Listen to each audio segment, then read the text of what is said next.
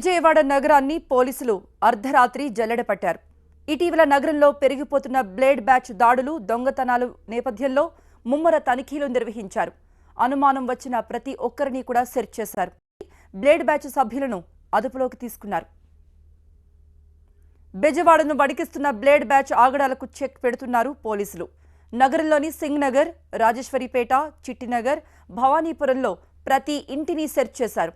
తనిఖీల్లో 70 మంది blade batch సభ్యులను అదుపులోకి తీసుకున్నారు. వారి వద్ద నుండి బ్లేడ్లు, కత్తులతో పాటు ఇళ్లకు కన్నం వేసేందుకు తాళాల గుత్తులను కూడా స్వాధీనం చేసుకున్నట్టు తెలుస్తోంది. పోలీసుల అదుపులో ఉన్న కొంతమంది గతంలో పలు నేరాలు చేసి జైళ్లకు వెళ్లి వచ్చిన వారే అని తెలుస్తోంది.